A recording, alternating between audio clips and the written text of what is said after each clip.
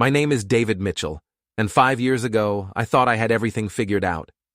Louise and I had been married for what felt like a lifetime of happiness, with our first child on the way and dreams that seemed within reach. I worked as a software engineer for a mid-sized tech company in Portland, pulling in decent money while Louise managed marketing campaigns for a boutique advertising firm downtown. Before we dive deeper into this story, I have one small request. Please subscribe, drop a like, comment, and hit that hype button to boost this channel so more people can discover these incredible Reddit stories. We had the house, the careers, the circle of friends who gathered every Friday for dinner parties that stretched late into the evening. Our vacations took us to places like Napa Valley and the Oregon coast, where Louise would pose for photos against vineyard backdrops while I captured her smile with my professional camera equipment. That camera would later become the instrument of my awakening. But I'm getting ahead of myself. Back then, everything seemed perfect from the outside.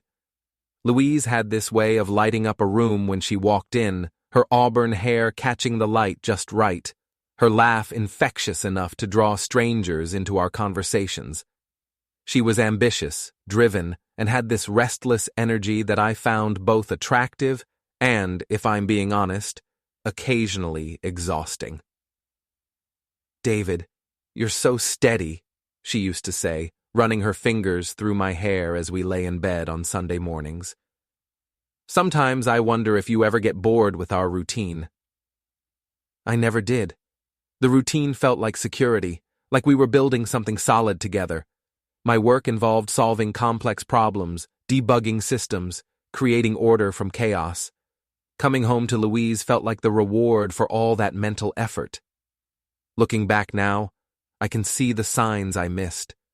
The way she'd scroll through social media with a distant expression, the comments about how exciting other couples seemed, the subtle questions about whether I ever wondered what else was out there.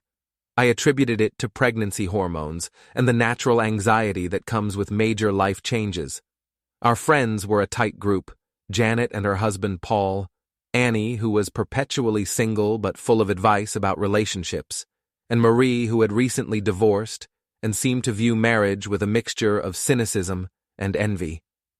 They'd gather in our living room, wine glasses in hand, discussing everything from career moves to celebrity gossip. I liked them well enough, though I sometimes felt like an outsider during their conversations.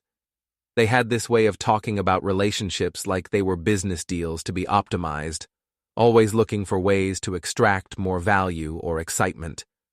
Louise would nod along, asking questions that seemed innocent enough at the time. "Don't you think couples should be able to grow independently?" Marie would say, her voice taking on that lecturing tone she used when she'd had too much wine. "I mean, the whole idea that one person should meet all your needs is so outdated." Louise would glance at me across the room, and I'd shrug, focused on whatever game was playing on television. These philosophical discussions about relationships felt abstract, irrelevant to our situation. We were happy. We were building a life together. What more did we need?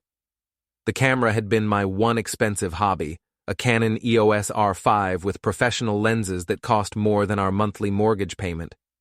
Louise had initially questioned the purchase, but she came to appreciate the results when I'd photograph her for her work portfolio or capture moments during our travels. "You have such a good eye," she'd say, reviewing the shots on the camera's display screen. "These look professional quality." I was proud of that camera, proud of the skill I'd developed over years of practice. Photography gave me a creative outlet that balanced the logical demands of my day job. I'd spend weekends exploring Portland's neighborhoods, capturing street scenes and architectural details, building a portfolio I dreamed of maybe turning into something more someday. The camera had GPS tracking and professional insurance, requirements I'd added after reading horror stories about equipment theft. It seemed like smart protection for such a significant investment. I never imagined those features would become the tools of my own emotional destruction. Louise knew about the tracking, of course. I'd mentioned it when setting up the insurance, explaining how the GPS would help recover the equipment if it was ever stolen. She'd nodded absently, more interested in planning our weekend than discussing technical specifications. Our relationship had its rhythms. Louise would go through phases of intense focus on work, staying late at the office and coming home energized by whatever campaign she was developing. Then she'd swing into periods of restlessness, questioning whether she was making the most of her opportunities, wondering if she should be taking bigger risks. "I see other people our age doing such interesting things," she'd say during one of these moods. "Traveling to exotic places, starting their own businesses, having adventures." "We travel," I'd remind her, "and you love your job." I know, I'm being silly." But the dissatisfaction would linger in her eyes, and I'd catch her staring out the window with that distant expression. I thought the pregnancy would settle some of that restlessness, give her something concrete to focus on. For a while, it seemed to work. She threw herself into preparing the nursery, researching everything from cribs to college savings plans. We'd spend evenings painting walls and assembling furniture, working together toward this shared goal.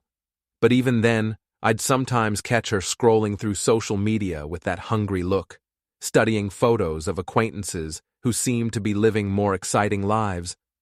She'd comment on posts from college friends who were backpacking through Europe or starting new careers in different cities.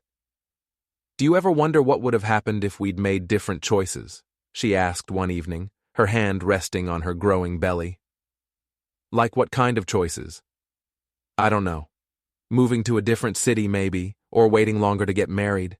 Just exploring more options." The question bothered me more than I let on. I'd never wondered about different choices because the ones we'd made felt right. Louise, our home, the life we were building together. It all felt like exactly where I was supposed to be. "I'm happy with the choices we made," I said. "Aren't you?" "Of course," she replied quickly. "I'm just thinking out loud." But I could see the wheels turning behind her eyes, some internal calculation I wasn't privy to. It was like she was measuring our life against some invisible standard and finding it wanting. The text message arrived on a Tuesday morning while I was debugging a particularly stubborn piece of code at work. My phone buzzed against my desk, and I glanced at the screen to see Louise's name. "Don't be mad. I lent your camera to my ex for his event." I stared at the message for a long moment, reading it 3 times before the words fully registered. My ex. Not my friend or someone from work. My ex. My fingers hovered over the keyboard as I tried to formulate a response. The rational part of my mind said this was probably innocent. Louise had mentioned running into her college boyfriend Jake a few weeks earlier, said he was working as an event photographer now. But something about the phrasing bothered me. "Don't be mad." As if she knew this would upset me but had done it anyway. I called her instead of texting back. "Hey," she answered, her voice bright but with an edge of defensiveness. "Louise, what's this about my camera?" "Oh, that. Jake had this last-minute event and his equipment broke down. He was in a panic, so I offered to help. It's just for tonight." "You could have asked me first." "I know, I should have. But you were already at work and he needed an answer right away. It's not a big deal, David. He's a professional photographer now." Something in her tone set me on edge. The way she said professional photographer, like it was supposed to impress me. The casual mention of Jake needing help, as if she'd naturally positioned herself as his solution. "Where's this event?" I asked. A pause. "I'm not sure exactly. Some corporate thing downtown, I think." "You think?" "David, why are you being weird about this? It's just a camera loan." But it wasn't just a camera, it was my camera, my expensive equipment that she'd given away without asking, to her ex-boyfriend whose name I'd heard too many times in recent weeks. Jake this, Jake that. Jake's new photography business, Jake's artistic vision, Jake's interesting life choices. "I want it back tonight," I said. "Of course. He'll return it as soon as the event's over." After we hung up, I sat staring at my computer screen, unable to focus on the code in front of me. Something felt wrong about the whole situation, but I couldn't put my finger on exactly what. Louise had friends she'd dated before we met. That was normal. Helping out a friend in need was normal too. But the secrecy bothered me, the way she'd done it first and asked forgiveness later, the defensive tone when I'd questioned her about it. Almost without thinking, I opened the GPS tracking app on my phone. The tracking app loaded slowly, showing a map of Portland with a small blue dot representing my camera's location. I expected to see it somewhere downtown, maybe at a hotel or conference center where a corporate event might be taking place. Instead, the dot was stationary in a residential neighborhood about 15 minutes from our house. I zoomed in on the location, my stomach tightening as I recognized the street name. This wasn't downtown. This wasn't anywhere near the business district where corporate events typically happened. This was a quiet residential area filled with small apartments and rental houses. The dot hadn't moved in over an hour. I tried to rationalize what I was seeing. Maybe the event was at someone's house. Maybe Jake lived in this neighborhood and was preparing equipment before heading to the actual venue. Maybe the GPS was malfunctioning, but deep down, I knew something was wrong. I spent the rest of the day checking the app obsessively, watching that blue dot remain perfectly still in the same residential location. No movement toward downtown, no sign of any event-related activity. Just my expensive camera sitting in what appeared to be someone's house. By 5 o'clock, I couldn't stand it anymore. I left work early and drove to the address shown on the GPS, telling myself I was just checking on my equipment, making sure everything was okay. The house was a small rental property with a narrow driveway and overgrown front yard. Jake's car was parked outside. I recognized it from when Louise had pointed it out at the grocery store a few weeks earlier. "That's Jake's car," she'd said casually, as if his presence in our neighborhood was perfectly normal. My camera was definitely inside that house, but there was no sign of any event, no other cars, no equipment being loaded or unloaded. Just Jake's car and my camera, together in a place where they had no business being. I sat in my car across the street for 20 minutes, trying to decide what to do. Part of me wanted to march up to the door and demand my equipment back. Part of me wanted to drive home and pretend I'd never checked the GPS at all. Instead, I called the police. "I'd like to report stolen property," I told the dispatcher, surprised by how steady my voice sounded. "What type of property, sir?" "A camera. Professional photography equipment worth about $8,000. The dispatcher took down the details, the address where the GPS showed my camera, the fact that it had been taken without my permission, the insurance information that would help identify the specific equipment. "We'll send an officer to investigate," she said. "Can you meet them at the location?" 20 minutes later, I was standing on Jake's front porch next to Officer Martinez, a middle-aged woman with kind eyes and a no-nonsense demeanor. She knocked firmly on the door. "Police, we'd like to speak with you about some reported stolen property." The door opened and Jake appeared, looking confused and slightly disheveled. Behind him, I could see my camera bag sitting on a couch, along with several lenses arranged on a coffee table. "Is there a problem?" Jake asked, his eyes darting between the officer and me. "This gentleman reports that you have his camera equipment without permission," Officer Martinez said. "Can you explain how you came to possess these items?" "His wife lent them to me," Jake said quickly. "Louise, she said it was fine." "For what purpose?" Jake hesitated. For a photo shoot." "What kind of photo shoot?" Another hesitation, longer this time. "Just some portraits." Officer Martinez looked past Jake into the house. "Sir, I can see professional photography equipment set up in your living room, along with what appears to be a makeshift studio setup. Can you explain what type of portraits you were taking?" That's when I saw Louise. She emerged from what must have been a back bedroom, wearing a silk robe that definitely wasn't the business attire she'd left home in that morning. Her hair was tousled, her makeup smudged, and she had the unmistakable look of someone who'd been caught in the middle of something they shouldn't have been doing. David. Her voice was small, shocked. What are you doing here? Officer Martinez looked between the three of us, and I could see understanding dawn in her expression. This wasn't just about stolen camera equipment anymore. Ma'am, are you Louise Mitchell? The officer asked. Yes. Your husband reported his camera equipment as stolen. He says you took it without his permission. Louise's face went through a series of expressions: surprise, guilt, anger, and finally defiance. I didn't steal anything. I borrowed it for a friend. For what purpose? The question hung in the air. Louise looked at Jake, who was staring at his feet.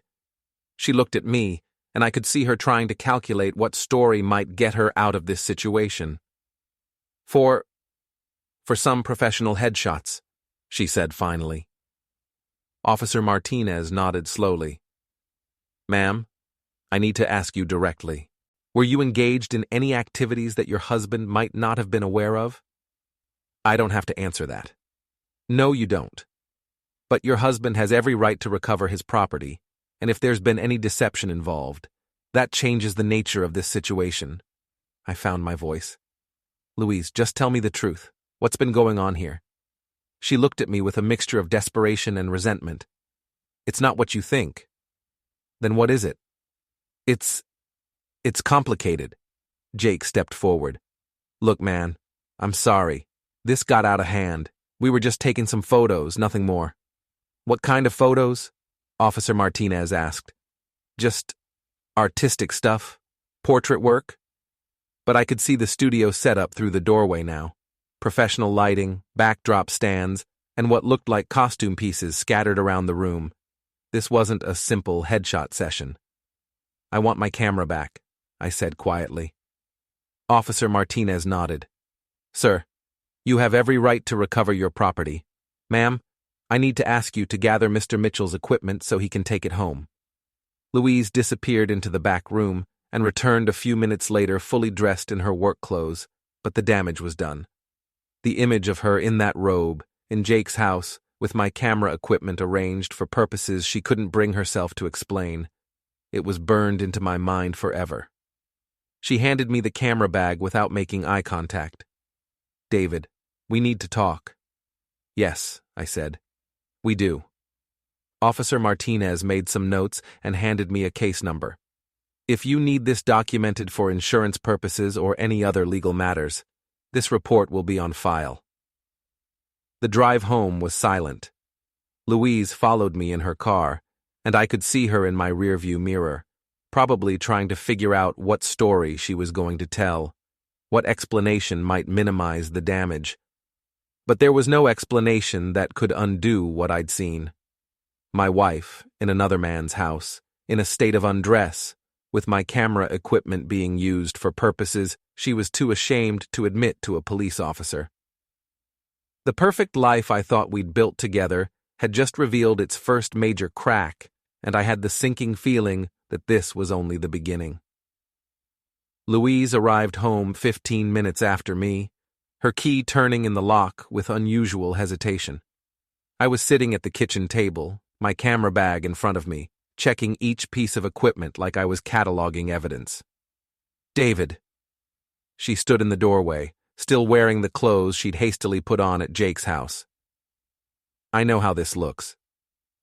How does it look, Louise? Like something it's not. I set down the lens I'd been examining and looked at her directly. Then tell me what it is. She moved to the counter, putting distance between us, her hands fidgeting with her purse strap.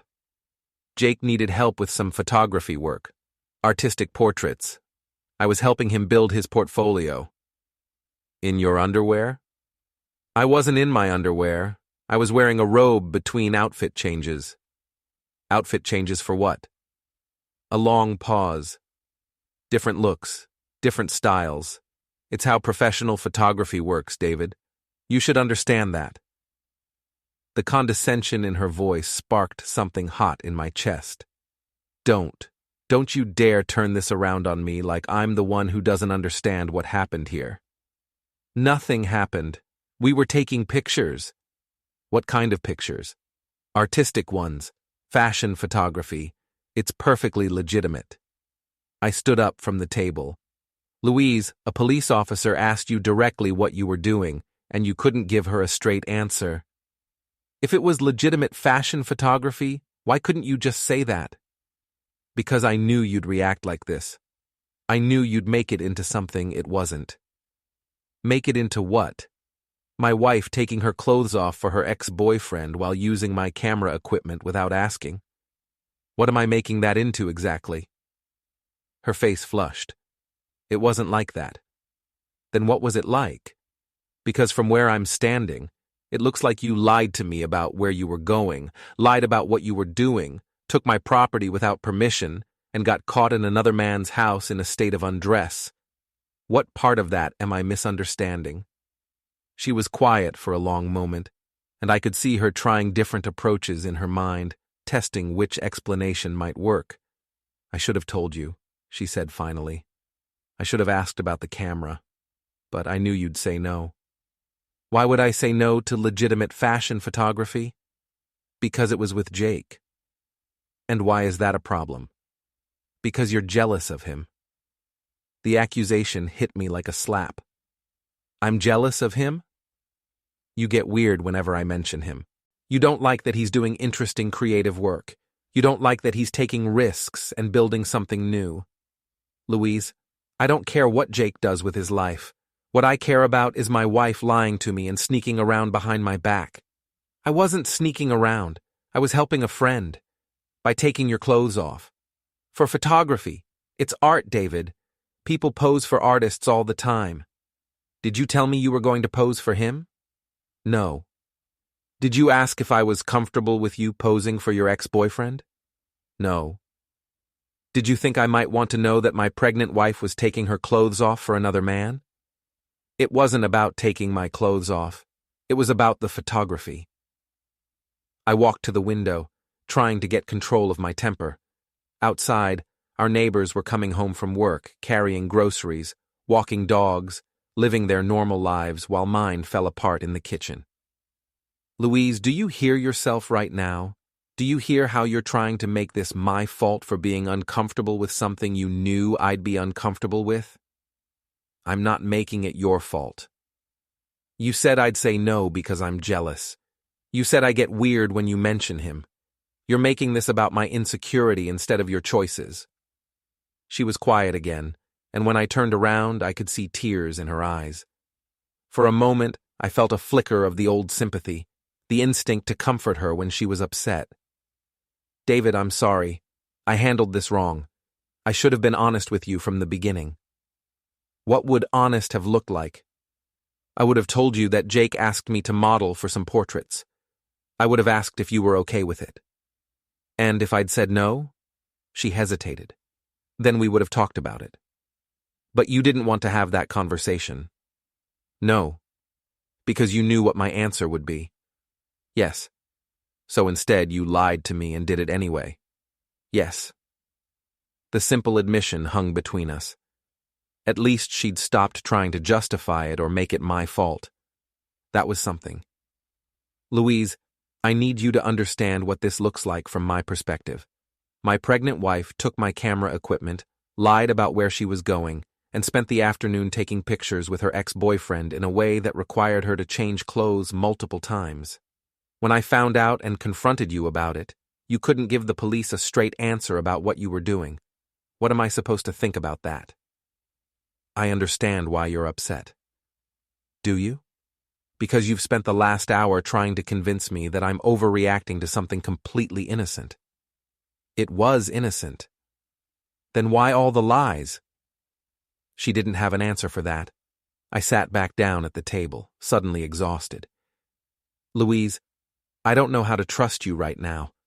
I don't know how to believe that this was innocent when everything about how you handled it suggests otherwise. What do you want me to do? I want you to tell me the truth. All of it. What really happened today, what's been happening with Jake, what's going on in your head that made this seem like a reasonable thing to do. She pulled out a chair and sat across from me, her hands folded in her lap like a child preparing to confess. I've been feeling restless, she said quietly, like our life is too predictable, too safe. When I ran into Jake, he seemed so alive, so passionate about his work. He made me remember what it felt like to take risks, to do something spontaneous. So you decided to pose for him. He mentioned needing models for his portfolio, said I had an interesting look, that I'd be perfect for some concepts he was working on. It felt exciting to be seen that way, as someone artistic and interesting instead of just suburban, instead of just my wife. That's not what I meant, isn't it? You wanted to feel interesting and alive, and your marriage to me was the boring thing you needed to escape from. David, no, it's not about you. It's about us, though. It's about the life we built together not being enough for you. She was crying now, but I felt strangely detached from her tears. Something had shifted in me during this conversation, some fundamental assumption about our relationship that I couldn't quite get back. I love you, she said. I love our life together. I needed something for myself. Something that involved lying to me and taking your clothes off for another man. When you say it like that, it sounds so much worse than it was. How was it, Louise? Really? What happened in that house today? She looked at me for a long moment, and I could see her making a decision about how much truth to tell. We took pictures, different outfits, different poses. Some of them were more revealing than others. But nothing happened between us. It was just photography. More revealing how? Lingerie, artistic poses, the kind of thing you see in fashion magazines. You posed in lingerie for your ex-boyfriend, for his camera, for his portfolio. Using my equipment, yes? I nodded slowly, trying to process this information.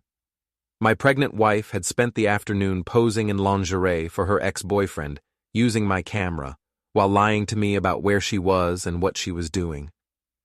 Louise, I need some time to think about this. What does that mean? It means I need some space to figure out how I feel about what happened today. Are you leaving me? The question surprised me. I don't know. David, please, it was a mistake. I know I handled it wrong, but it doesn't have to ruin everything. Doesn't it? How do I know you're telling me the truth now? How do I know this was just photography? How do I know there haven't been other lies, other times you've done things behind my back because you knew I wouldn't approve? There haven't been. But you see why I might have trouble believing that. She nodded, wiping her eyes. What can I do to fix this? I don't know if you can. The words came out harsher than I intended, but they felt true. Something had broken today that I wasn't sure could be repaired. The image of Louise in that robe, the lies, the casual way she'd taken my property and my trust and used both for purposes I'd never consented to. It all felt like a betrayal that went deeper than just one afternoon's poor judgment. I'm going to stay at a hotel tonight, I said. I need some time to think.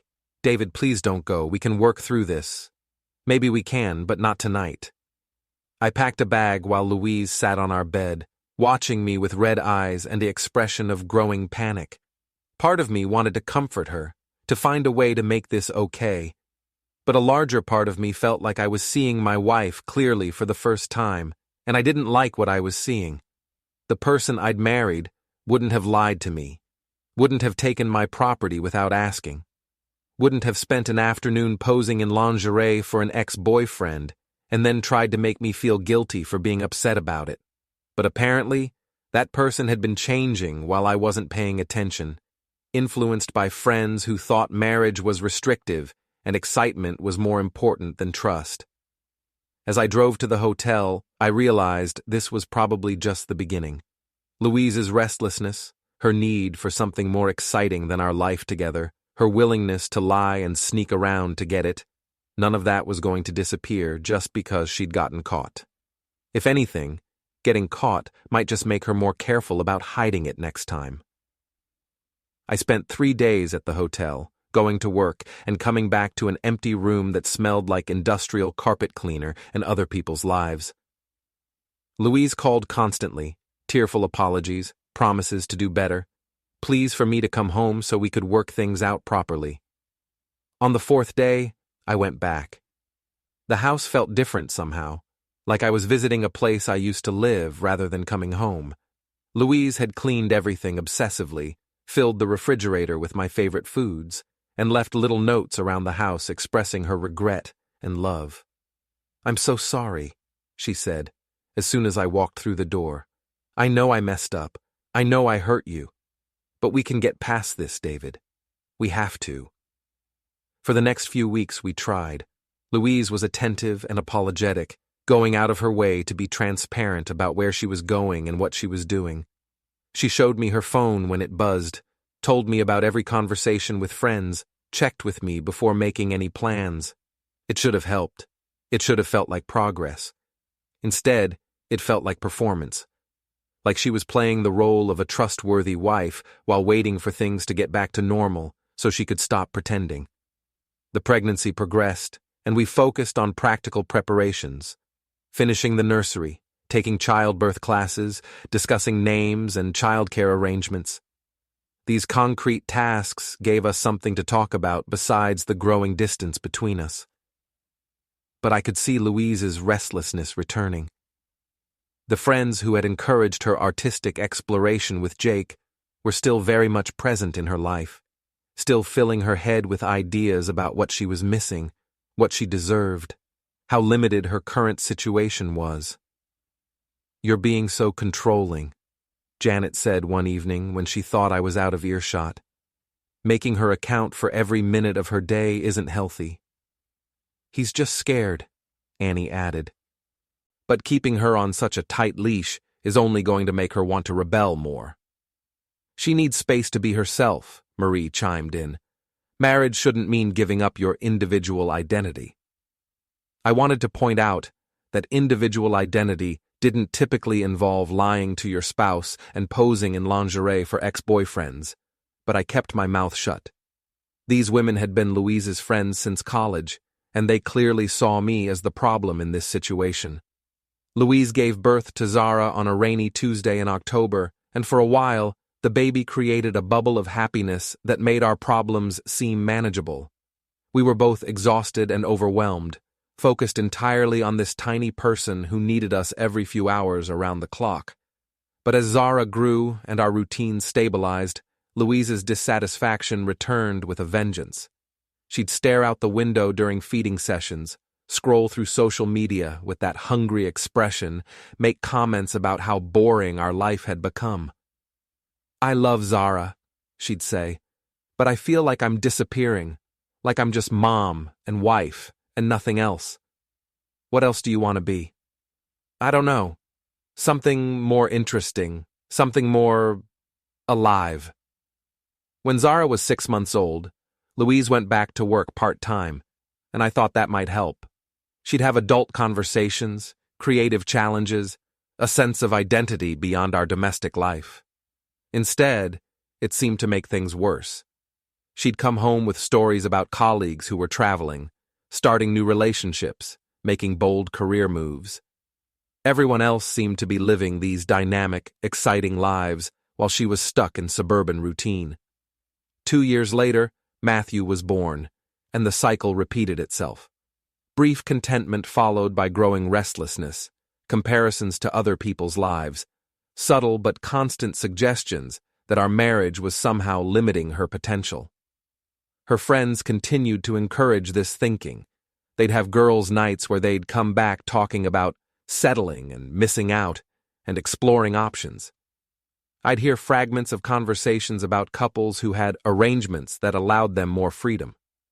"Some people have open marriages," Marie said one evening, her voice carrying that lecturing tone I'd grown to hate. "They stay committed to each other, but allow space for individual growth and exploration." "That sounds complicated," Louise replied, but I could hear the interest in her voice. "It's only complicated if you make it complicated. The key is communication and clear boundaries." I pretended to be absorbed in my laptop, but I was listening to every word.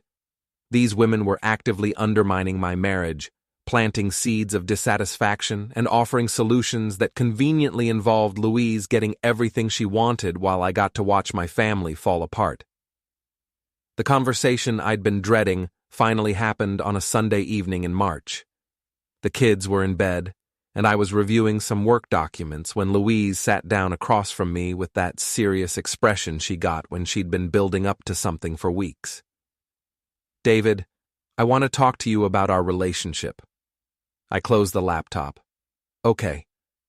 I've been thinking a lot about what we both need to be happy, and I think we might benefit from expanding our arrangement." "What kind of arrangement?" She took a deep breath. "I think we should consider opening our marriage." The words hung in the air between us. I'd known this was coming. The signs had been building for months, but hearing it out loud still felt like a punch to the stomach. "Opening it how?" "Allowing each other to have relationships outside our marriage. Nothing that threatens what we have together, but space to explore and grow as individuals." "You want to date other people?" "I want us both to have that option. It doesn't mean we love each other any less. It just means we're not limiting each other's potential for connection and experience."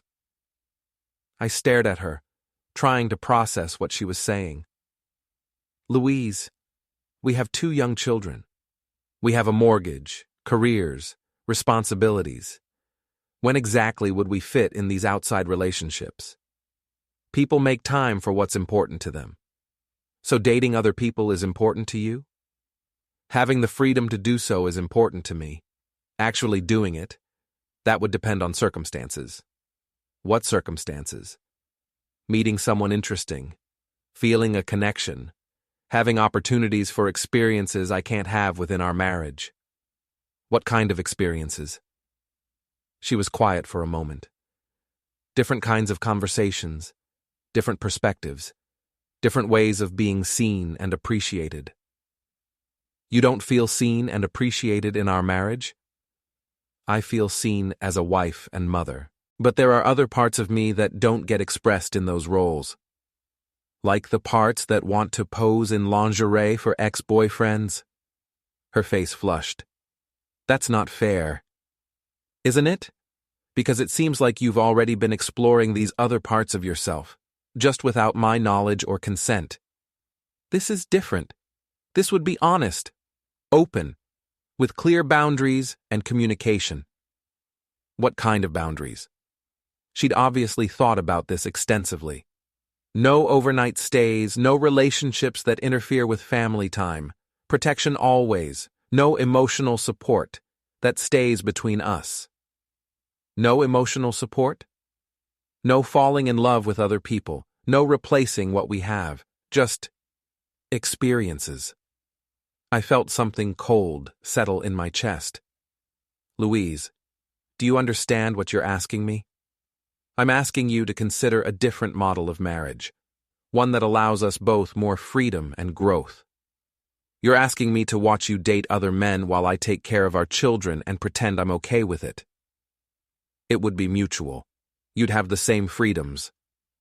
"I don't want the same freedoms. I want my wife to want to be married to me." "I do want to be married to you. That's why I'm trying to find a way to make this work instead of just giving up." The threat was implicit, but clear. Either I agreed to this open marriage arrangement, or she'd find another way to get what she wanted. Possibly without me. "What if I say no?"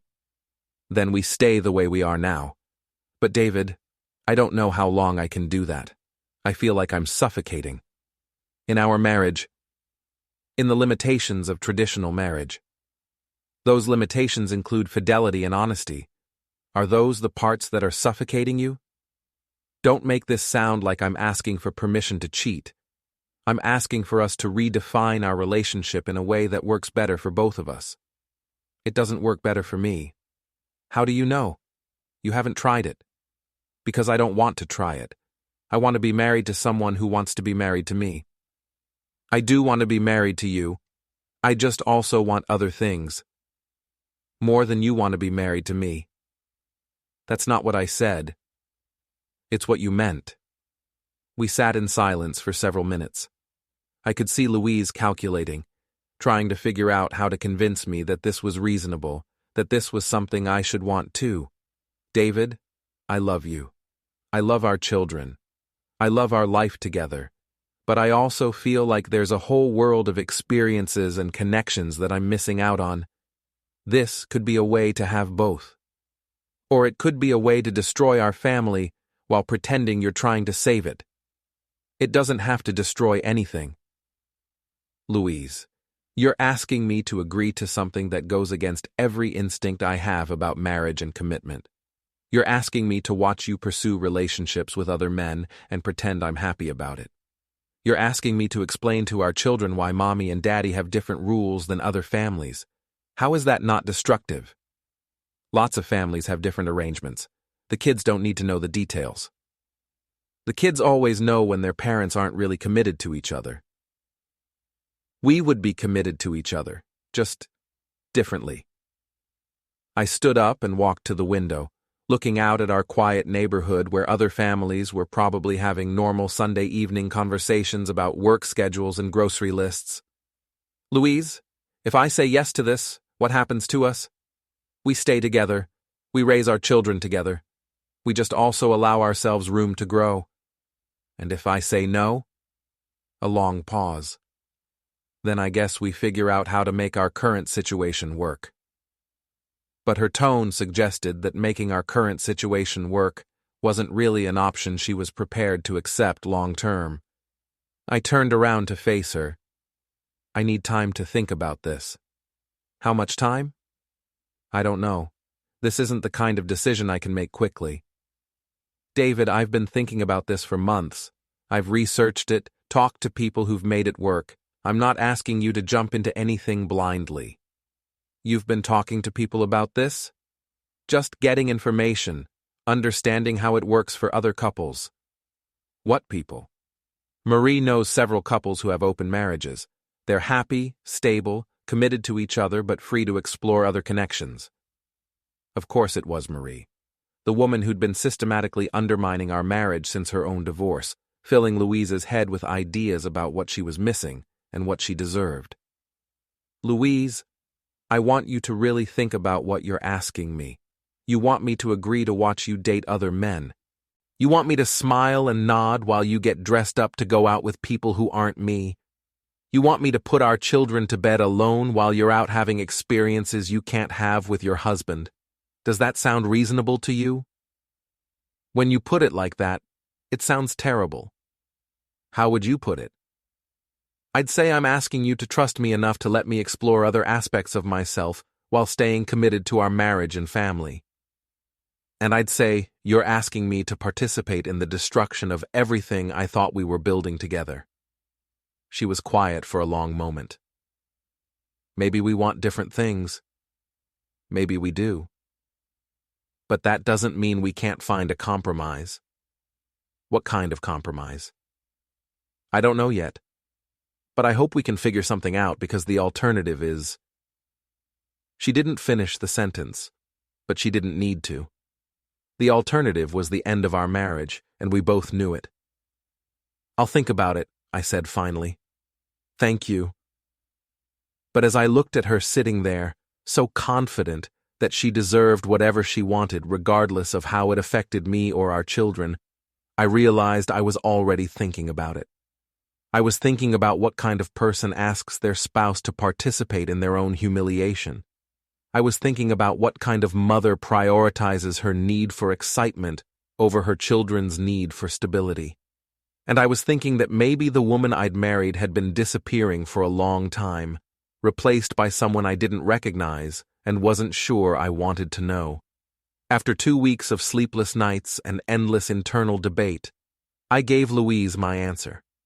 Not because I wanted to, but because I could see the alternative written in her increasingly distant behavior and the way she'd started staying late at work more often.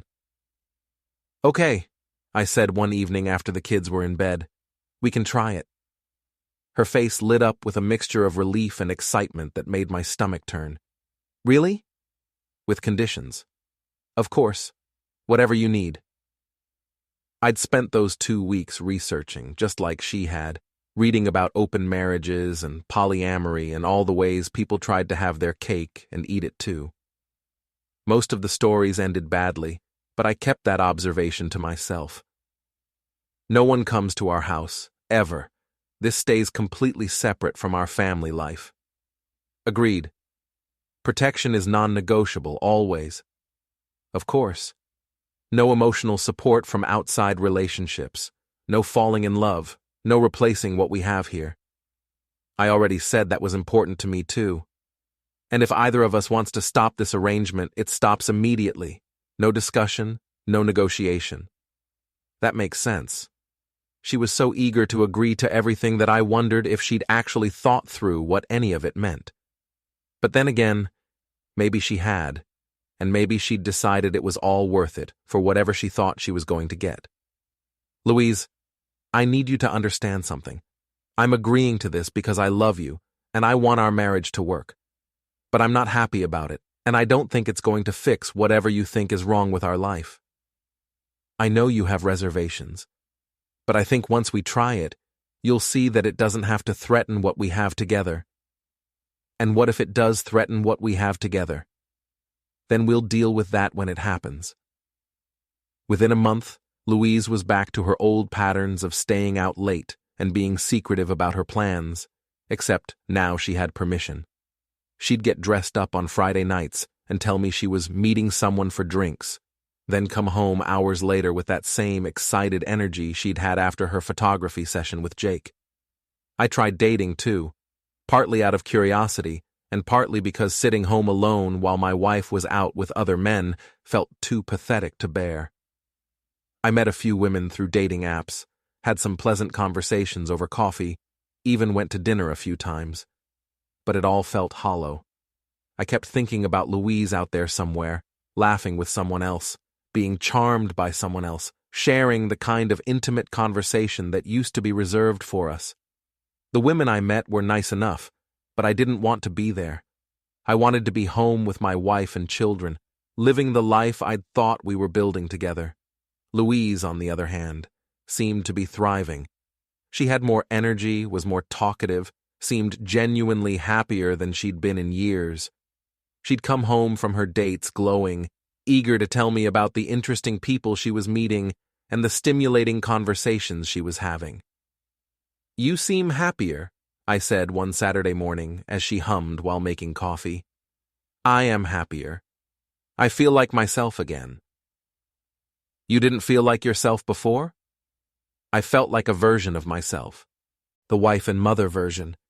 But there are other parts of me that weren't getting expressed, and now they are. Now they are." I wanted to ask what parts those were, what aspects of her personality required other men to bring out, but I was afraid of the answer. The children started noticing the changes too. Zara, now 4, would ask why Mommy went out so much. Matthew, at 2, would cry when Louise left for her evening plans, clinging to her leg like he sensed something important was slipping away. "Why can't you stay home?" Zara asked one evening as Louise got ready for another date. "Mommy needs some time with her friends," Louise explained, "but I'll be back before you wake up." "Why can't your friends come here?" Louise glanced at me. "These are different kinds of friends, grown-up friends. Daddy is a grown-up." "Yes, but these are Mommy's special friends." I watched this conversation with a growing sense of disgust, not just at the situation, but at myself for allowing it to happen, for agreeing to participate in something that required lying to our children about why their mother was abandoning them for strangers. Things got worse when Louise started forming what she called deeper connections with some of her dates. There was Marcus, a photographer who reminded me uncomfortably of Jake. There was David, a musician who played in local clubs. There was Tom, a personal trainer who helped her start working out more regularly. "I thought we agreed no emotional connections," I said, after she spent an entire dinner talking about something insightful Tom had said about personal growth. "It's not emotional in that way. It's just stimulating conversation. You're talking about him like you have a crush on him. I enjoy his company. That's different from being in love with him." But the line between enjoying someone's company and developing feelings for them seemed to be getting blurrier. Louise started texting throughout the day, smiling at her phone in a way that made my chest tight. She'd mention things her various dates had said or done, incorporating their opinions and perspectives into conversations about everything from politics to parenting. It was like living with someone who was slowly being influenced by a group of people I'd never met, whose values and priorities were gradually replacing the ones we'd shared as a couple. "I think we should take the kids to Europe next summer," she said one evening. "That's expensive, and Matthew will only be 3. Tom says travel is the best education you can give children. That experiencing different cultures early helps them become more open-minded and adaptable." Tom says. He's traveled extensively. He has interesting perspectives on child development. He's a personal trainer. He's also well-read and thoughtful. More thoughtful than your husband? That's not what I said. But it was what she implied. Tom's opinion carried weight in a way mine no longer seemed to. Marcus had better taste in art than me. David understood music in a way I never could.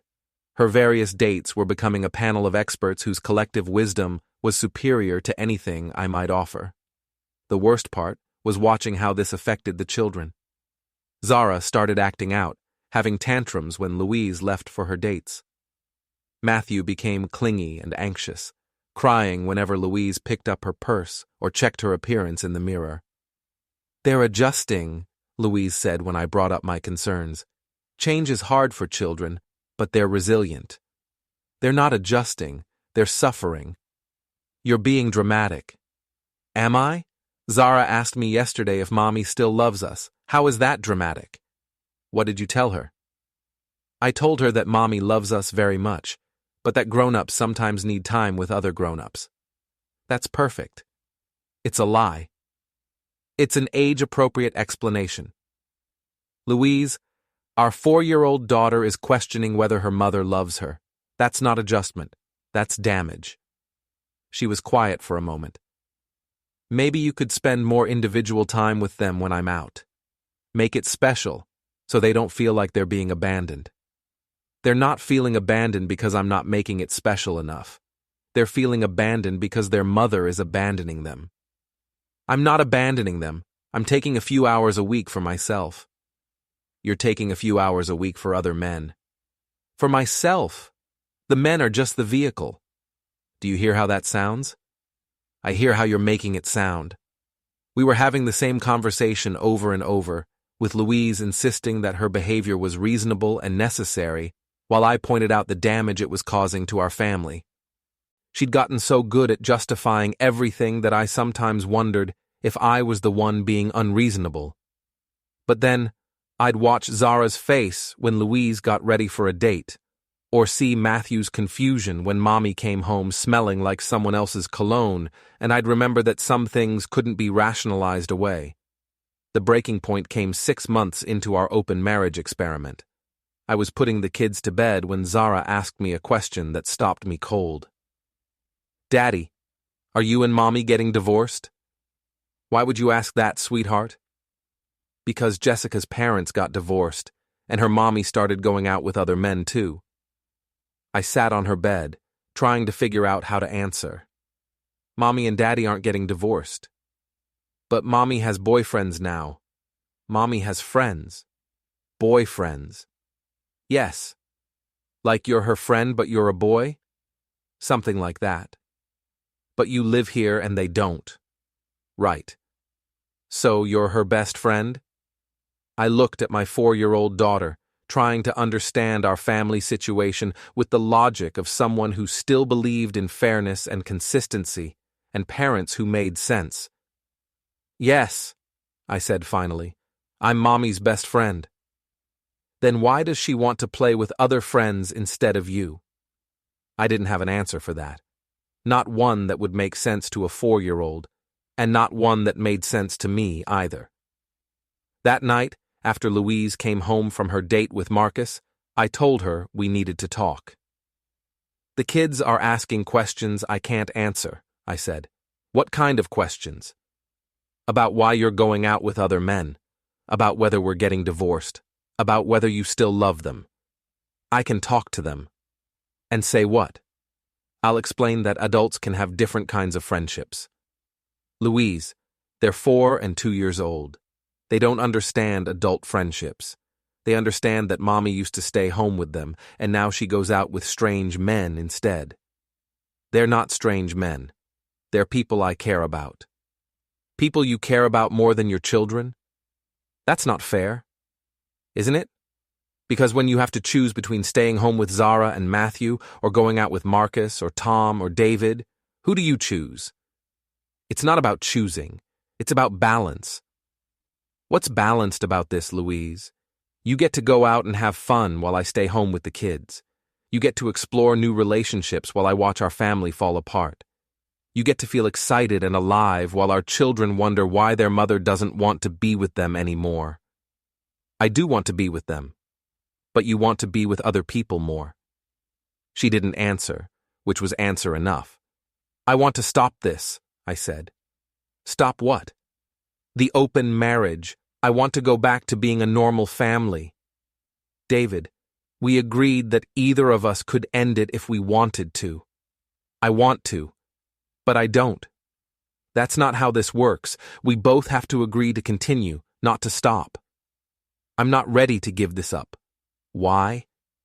Because I'm finally feeling like myself again. I'm finally experiencing the kind of connections and excitement that I was missing. I can't go back to feeling suffocated. So you'd rather watch our marriage and our family disintegrate than give up your dates? I'd rather find a way to make this work for all of us. It's not working for all of us. It's working for you. Then maybe you need to try harder to make it work for you too. Maybe I need to try harder? Louise, I've been trying to make this work for 6 months. I've been taking care of our children while you go out with other men. I've been pretending to be okay with watching my wife fall in love with strangers. I've been lying to our kids about why their family doesn't look like other families. How much harder should I try? I'm not falling in love with anyone. Aren't you? A long pause. It's complicated. What's complicated about it? I have feelings for some of the people I'm seeing, but that doesn't mean I love them more than I love you. It means you love them.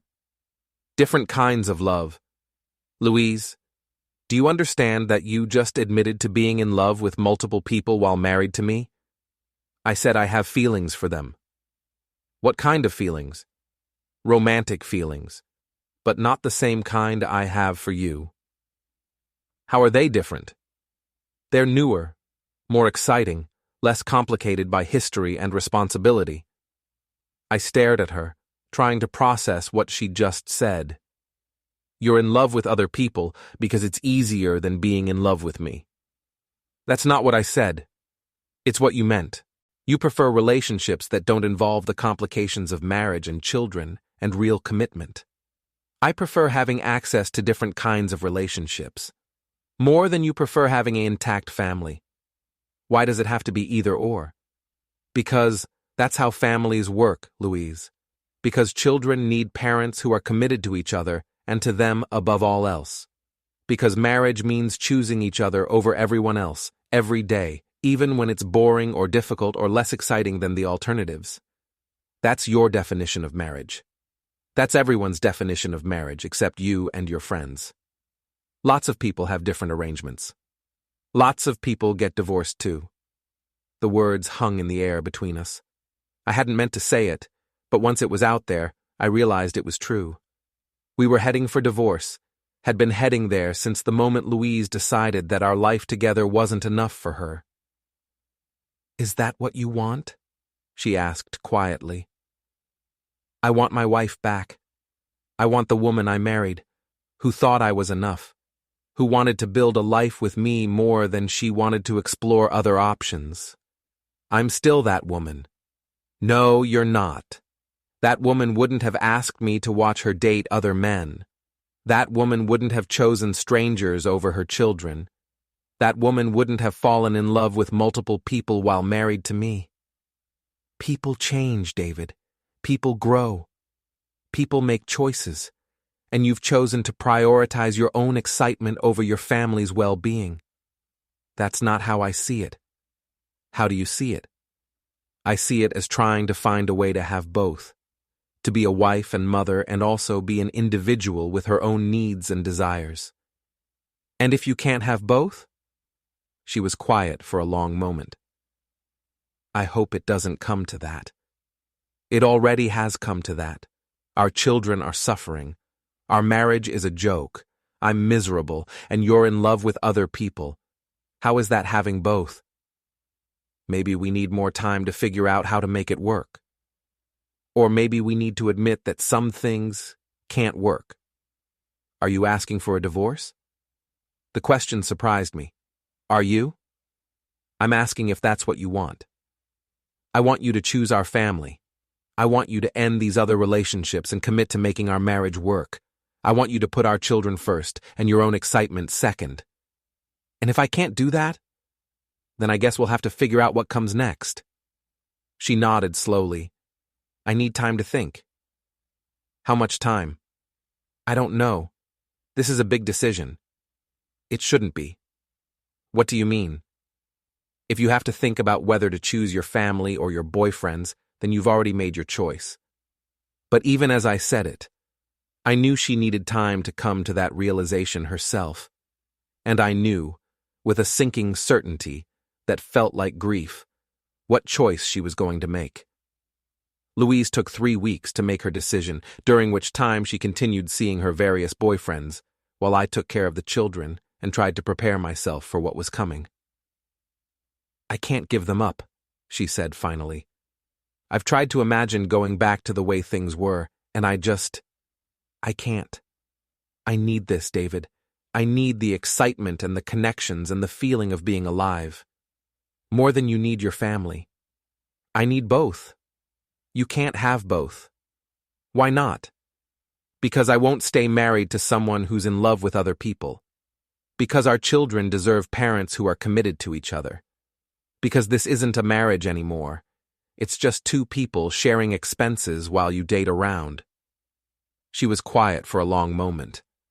So what are you saying? I'm saying I want a divorce. The word felt strange in my mouth, final in a way I hadn't expected, but also liberating, like I was finally acknowledging something that had been true for months. David, please. We can work this out. How? I don't know yet, but there has to be a way. There is a way. You choose our marriage over your other relationships. I can't. Then there's no way to work it out. She started crying then, but it felt like she was mourning the loss of having everything she wanted, rather than mourning the loss of our marriage specifically. What about the children?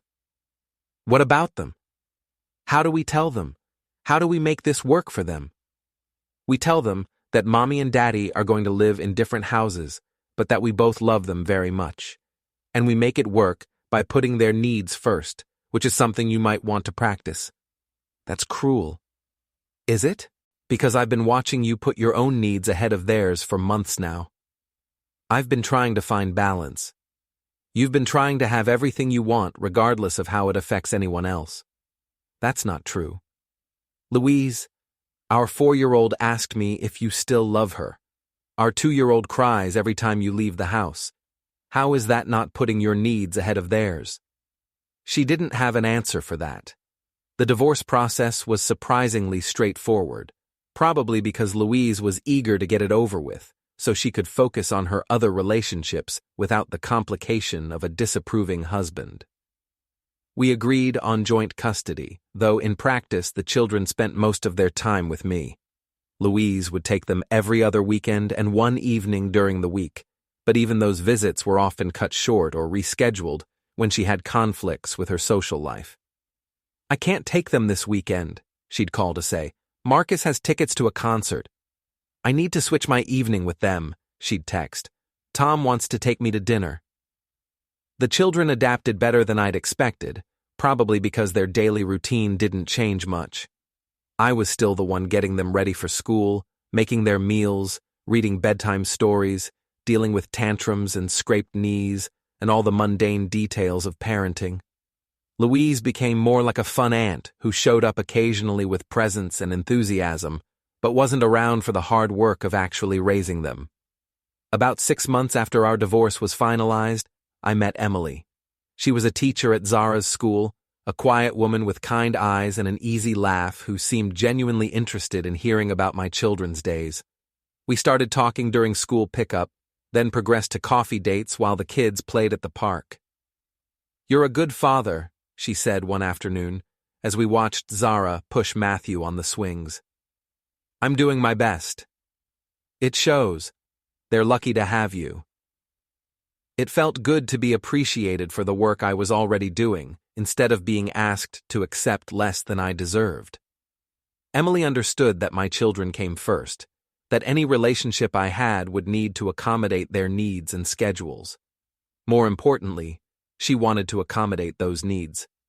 She'd ask about their school events, remember their favorite foods, suggest activities we could all do together. When Matthew had nightmares, she'd help me comfort him. When Zara had questions about why some families looked different than others, Emily would help me find age-appropriate answers. "You're not trying to replace their mother," I said one evening, after she'd helped me get both kids through a particularly difficult bedtime routine. "I wouldn't want to replace their mother, but I'd like to be someone who cares about them and helps take care of them." "Even though they're not your children?" "They're important to you, so they're important to me." It was such a simple concept, but it felt revolutionary after years of being married to someone who saw my commitment to our children as competition for her attention. Louise noticed the change in me, and in the children, when Emily started spending more time at our house. "Who's this Emily person Zara keeps talking about?" she asked during one of our custody exchanges. "Someone I'm seeing." "Is it serious?" "It might be. The kids seem attached to her. She's good with them. I don't want them getting confused about family roles." "What family roles would those be?" "I'm their mother." "Yes, you are. And Emily is someone who cares about them and helps take care of them when they're with me. I don't want them thinking she's replacing me." "Louise, you replaced yourself. You chose your boyfriends over your children. Emily is just filling the gap you left." "That's not fair." "Isn't it? When was the last time you helped Matthew with a nightmare? When was the last time you attended one of Zara's school events? When was the last time you put their needs ahead of your social calendar?" She didn't answer, because we both knew the answer. Emily and I got married 2 years after Louise and I divorced. It was a small ceremony with just our immediate families and close friends. Zara was the flower girl, and Matthew was the ring bearer, both of them excited to be part of creating something new and positive. Louise attended with her current boyfriend, an artist named Jake, who wasn't the same Jake from the photography incident, but might as well have been. She seemed happy enough, though I noticed she spent most of the reception checking her phone and looking restless. "Congratulations," she said to me during the reception. "Emily seems lovely." She is. The kids adore her. She adores them too. I'm glad they have that. Are you? She was quiet for a moment. I know you think I'm a terrible mother. I think you're someone who made choices that prioritized your own happiness over your children's well-being. Maybe I did. But I couldn't keep living the way we were living. I felt like I was disappearing. So instead, you made your children disappear from your life. They didn't disappear. I still see them. When it's convenient for you. I love them, David. I know you do, but love isn't enough if you're not willing to sacrifice for it. You think I should have stayed miserable for their sake? I think you should have tried harder to find happiness within your family instead of looking for it with strangers. Maybe you're right. Does it matter now? I guess not. She was right. It didn't matter now. The damage was done. The family was restructured, and everyone had adapted to the new reality as best they could. Emily and I had a child together, a daughter named Sophie, when Zara was 8 and Matthew was 6. Watching Emily navigate pregnancy and early motherhood showed me what it looked like when someone was truly committed to family, above all else. She never complained about the sleepless nights or the way Sophie's needs took precedence over everything else. She never looked at other people's lives with envy or talked about what she was missing out on. She found joy in the small moments: Sophie's first smile, her first word, the way she'd calm down when Emily sang to her. "Don't you ever feel trapped?" I asked her one evening as we dealt with Sophie's colic while also helping Zara with homework and getting Matthew ready for bed. "Trapped? This is exactly where I want to be. Even when it's chaotic and exhausting? Especially then. This is our life, David. This is what we built together. Why would I want to be anywhere else?" It was such a simple answer, but it highlighted everything that had been wrong with my first marriage. Louise had always been looking elsewhere, wanting something different, someone different, some other version of her life that seemed more exciting than the one we were actually living. Emily was present. She was committed. She was grateful for what we had, instead of resentful about what we didn't have. The children noticed the difference too. Zara started calling Emily Mom when she was 9, not to replace Louise, but because Emily was the one who showed up consistently, who knew their schedules and their friends and their fears and their dreams. Matthew, who barely remembered the chaos of Louise's dating years, simply accepted Emily as his mother in every way that mattered. When people asked about his family, he'd talk about his mom, Emily, and his dad, and his sisters, Zara and Sophie. Louise remained a peripheral figure in their lives, someone they saw occasionally, someone they cared about, but not someone they depended on or turned to when they needed comfort or guidance. "I feel like I missed so much," she said to me one day when she came to pick up the kids for one of her increasingly rare visits. "You did miss a lot." I thought I could have both, the excitement of new relationships and the stability of family. And now you know you can't. Now I know the cost was higher than I thought it would be. "Do you regret it?" She was quiet for a long moment. "I regret how it affected the kids. I don't regret leaving a marriage that wasn't working for me. It could have worked if you'd wanted it to work. Maybe, but I didn't want it badly enough." "No, you didn't." "Are you happy now?" "Yes." "Good. You deserve that. So did our children."